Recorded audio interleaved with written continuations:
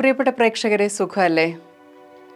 ഒരു വർഷം മുമ്പ് വിഴിഞ്ഞം അന്താരാഷ്ട്ര തുറമുഖം പ്രവർത്തനം തുടങ്ങുമ്പോൾ അത് തുറക്കാൻ പോകുന്ന സാധ്യതകളെക്കുറിച്ച് എഡിറ്റോറിയൽ ഇൻസൈറ്റ്സ് അവതരിപ്പിച്ചിരുന്നു.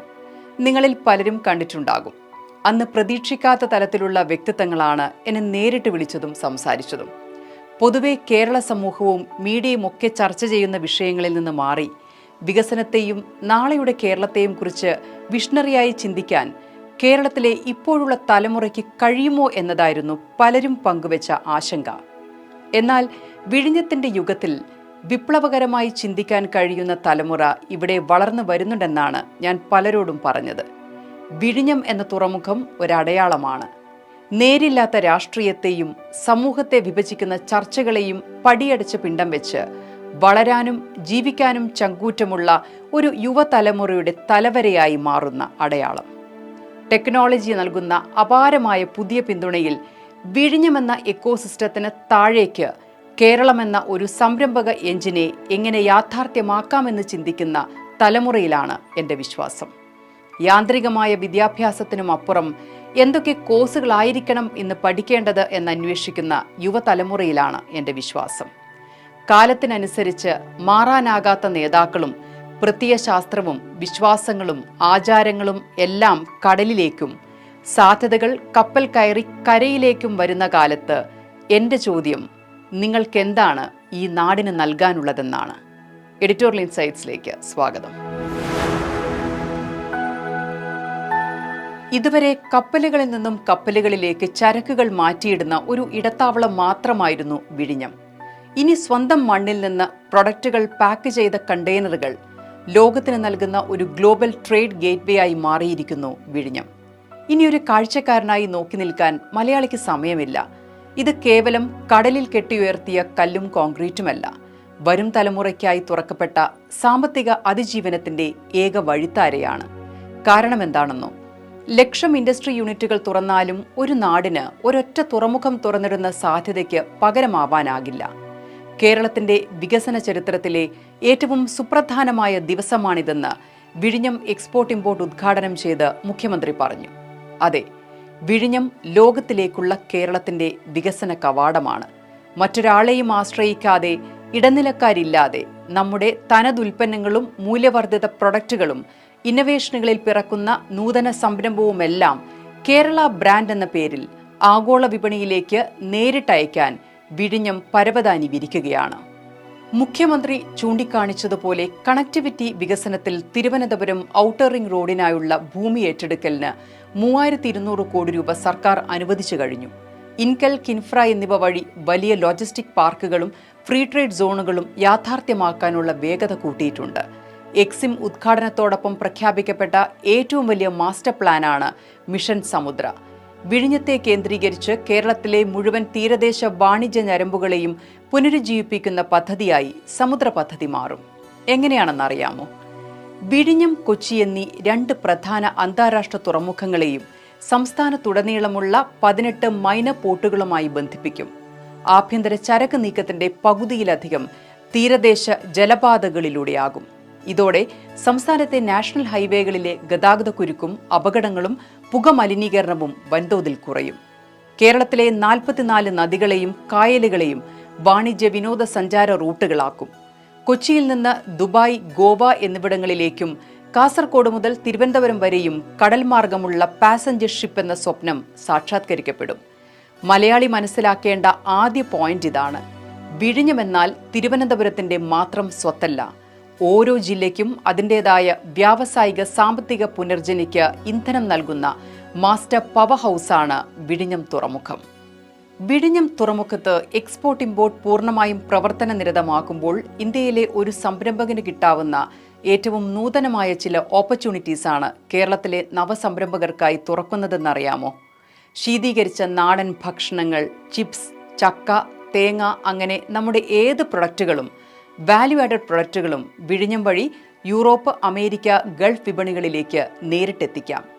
ഇതുവരെ കേരളത്തിൽ നിന്നുള്ള ഒരു കണ്ടെയ്നർ യൂറോപ്പിലോ അമേരിക്കയിലോ എത്താൻ 60 ദിവസത്തോളം എടുക്കുമായിരുന്നുവെങ്കിൽ ഇനി അത് കേവലം 25-28 ദിവസമേ എടുക്കൂ. ചരക്കെത്തുന്ന ദിവസം കുറഞ്ഞുവെന്ന് മാത്രമല്ല അതിൻ്റെ അർത്ഥം. പണം കയ്യിലെത്തുന്ന സമയം കുറഞ്ഞുവെന്നാണ്.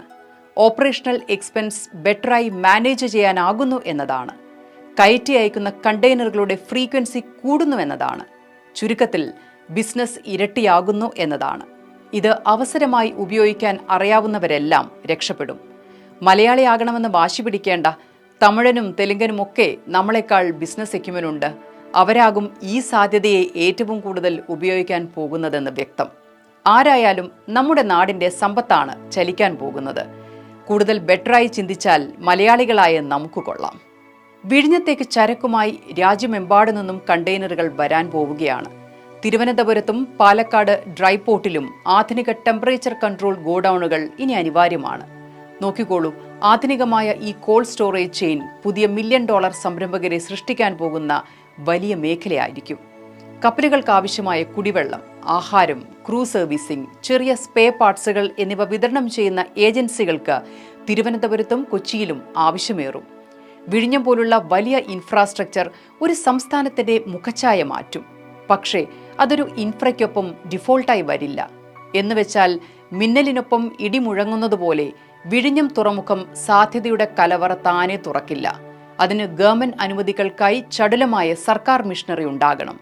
മാരിടൈം വ്യവസായങ്ങൾക്കും ഫുഡ് ബിസിനസ്സുകൾക്കും വാല്യൂ ആഡഡ് സംരംഭങ്ങൾക്കും വേണ്ട ലൈസൻസുകളും കസ്റ്റംസ് ക്ലിയറൻസുകളും യാതൊരു തടസ്സവുമില്ലാതെ മണിക്കൂറുകൾക്കകം ഓൺലൈനായി ലഭ്യമാകാൻ കഴിഞ്ഞാലേ ഈ പറഞ്ഞ സാധ്യതകൾ സംരംഭകന് സഹായകരമാകൂ. അതുപോലെ കേരളത്തിലെ സർവകലാശാലകളിൽ വിഴിഞ്ഞത്തെ കേന്ദ്രീകരിച്ച് മാരിടൈം സ്റ്റഡീസ്, ലോജിസ്റ്റിക്സ് അക്കാദമികൾ ഉടൻ വരണം. യൂറോപ്യൻ ഡ്രഗ് ആൻഡ് ഫുഡ് അതോറിറ്റിയുടെ മാനദണ്ഡപ്രകാരം സാധനങ്ങൾ പരിശോധിച്ച് സീൽ ചെയ്യാനുള്ള പരിശോധനാ കേന്ദ്രങ്ങൾ തിരുവനന്തപുരത്തും കൊച്ചിയിലും സ്ഥാപിക്കണം. അസാധാരണമായ വികസന പരിപ്രേക്ഷ്യമാണ് വിഴിഞ്ഞത്തെ ക്രെയിനുകൾ കടലിൽ നിന്നും കേരളത്തിനായി പൊക്കിയെടുത്തിരിക്കുന്നത്. കേരളത്തിൽ ഏറ്റവും വലിയ അവസരം വിഴിഞ്ഞം വഴി തുറന്നു കിട്ടുക ഫുഡ് എക്സ്പോർട്ടിലാകും. പരമ്പരാഗത രീതികൾ മാറ്റിവെച്ച് ടെക് ബേസ്ഡ് ഫുഡ് ഇൻഡസ്ട്രി ആരംഭിക്കാൻ ഫ്യൂച്ചറിസ്റ്റിക്കായ സാങ്കേതിക വിദ്യകൾ നമ്മുടെ ചെറുപ്പക്കാർ ഹാർനസ് ചെയ്യണം. പഴങ്ങൾ, പച്ചക്കറികൾ, ചോറ്, പരിപ്പ്, പപ്പടം, പുളിയിഞ്ചി, കാളൻ, ഇഡലി, സാമ്പാർ, ഇടിയപ്പം തുടങ്ങി തനി നാടൻ ഭക്ഷണവും പഴംപൊരി, ഇലയട, ഉഴുന്നുവട തുടങ്ങിയ നാടൻ പലഹാരങ്ങളും രുചിയും പോഷക ഗുണവും നഷ്ടപ്പെടാതെ വർഷങ്ങളോളം സൂക്ഷിക്കാനും വിദേശ വിപണിയിൽ എത്തിക്കാനും ഫ്രീസ് ഡ്രൈയിങ് യൂണിറ്റുകൾ സ്ഥാപിക്കാം. Accelerated freezing and freeze drying port സിറ്റികളിലെ വലിയ സംരംഭക സാധ്യതയാണ്. അതുപോലെ രാസവസ്തുക്കളോ ഉയർന്ന ചൂടോ ഉപയോഗിക്കാതെ ജ്യൂസുകളും ഡയറി ഉൽപ്പന്നങ്ങളും പ്രിസർവ് ചെയ്യുന്ന ഹൈ പ്രഷർ പ്രോസസ്സിംഗ് ടെക്നോളജി യൂണിറ്റുകൾ മറ്റൊരവസരമാണ്.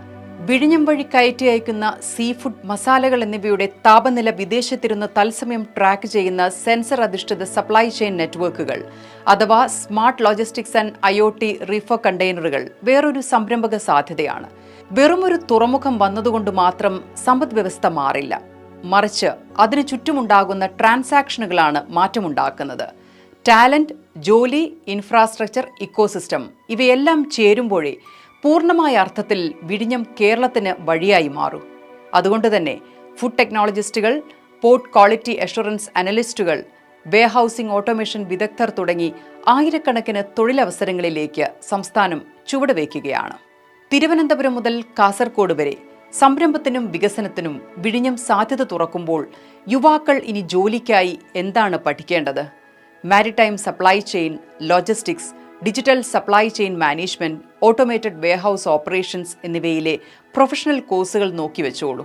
വിഴിഞ്ഞത്തെത്തുന്ന വിദേശ കപ്പലുകൾ, വാണിജ്യ കരാറുകൾ, ഇൻഷുറൻസ് തർക്കങ്ങൾ എന്നിവ കൈകാര്യം ചെയ്യാൻ ആയിരക്കണക്കിന് മാരിടൈം ലീഗൽ വിദഗ്ധരെ ആവശ്യമാണ്. അവിടെ മാരിടൈം ലോ അറിയുന്നവർക്ക് വരുമാനം ഡോളറിലായിരിക്കും. പൂർണ്ണമായും ഓട്ടോമേറ്റഡായ വിഴിഞ്ഞത്തെ ക്രെയിനുകളും AI കൺട്രോൾ റൂമുകളും ഓപ്പറേറ്റ് ചെയ്യാൻ എഞ്ചിനീയറിംഗ് കഴിഞ്ഞവരേക്കാൾ മാരിടൈം ടെക് പഠിച്ചവർക്കായിരിക്കും കൂടുതൽ അവസരം. അതായത് port robotics and AI operations പഠിച്ചവർക്കും അതിൽ എക്സ്പീരിയൻസ് ഉള്ളവർക്കും നല്ല സമയമാണെന്ന്. കസ്റ്റംസ് ക്ലിയറൻസ്, ഷിപ്പിംഗ് ഡോക്യുമെന്റേഷൻ എന്നിവയിൽ പ്രൊഫഷണൽ കോഴ്സുകൾ കഴിഞ്ഞവർക്കും മെറൈൻ എഞ്ചിനീയേഴ്സിനും ഫുഡ് ടെക്നോളജി കഴിഞ്ഞവർക്കുമെല്ലാം അവസരങ്ങൾ കേരളമാകെ ഉണ്ടാകും. വിഴിഞ്ഞം വരാനിരിക്കുന്ന തലമുറകൾക്ക് നമ്മൾ നൽകുന്ന പഴയകാല തെറ്റുകളുടെ ഒരു തിരുത്തലാണ്. പഠിച്ചിറങ്ങുന്ന യുവതിയുവാക്കൾക്ക്, നാട്ടിലേക്ക് മടങ്ങേണ്ടി വരുന്ന പ്രവാസികൾക്ക്, ടാലന്റും അറിവുമുണ്ടായിട്ടും കൊടി പേടിച്ച് നാട് വിട്ടു പോകേണ്ടി വന്നവർക്ക്, ഈ നാട്ടിൽ തന്നെ അഭിമാനത്തോടെ ജീവിക്കാൻ ആഗ്രഹിച്ചവർക്ക് എല്ലാം സമീപകാല ചരിത്രത്തിൽ കിട്ടിയ സാധ്യതയാണ് വിഴിഞ്ഞം. നൂറ്റാണ്ടിലെ ഒരവസരം. പക്ഷേ ആ അവസരമെന്ന സ്വർണ്ണ പേടകത്തിന്റെ താക്കോൽ മലയാളിയുടെ കയ്യിലാണ്. പരപുച്ഛവും കാലഹരണപ്പെട്ട ശീലങ്ങളും കപടമായ പ്രബുദ്ധതയുടെ മേനിയും മതപരവും രാഷ്ട്രീയവുമായ അന്ധതയും പിന്നോട്ടടിക്കുന്ന ചിന്താഗതികളും എല്ലാം മാറ്റിവെച്ച് മനുഷ്യനായാൽ മാത്രം തുറക്കപ്പെടുന്ന അവസരം. സാമ്പത്തികവും സാമൂഹികവുമായി നാം നേരിടാൻ പോകുന്ന വെല്ലുവിളികളെ ഒരളവ് വരെ പ്രതിരോധിക്കാൻ വിഴിഞ്ഞമല്ലാതെ മറ്റൊരു ബദൽ തൽക്കാലം കേരളത്തിന് മുന്നിലില്ല. എന്താണ് നിങ്ങളുടെ അഭിപ്രായം? Thank you for watching editorial insights. നിങ്ങളുടെ അഭിപ്രായങ്ങളും നിർദ്ദേശങ്ങളും പതിവ് പോലെ അറിയിക്കുക.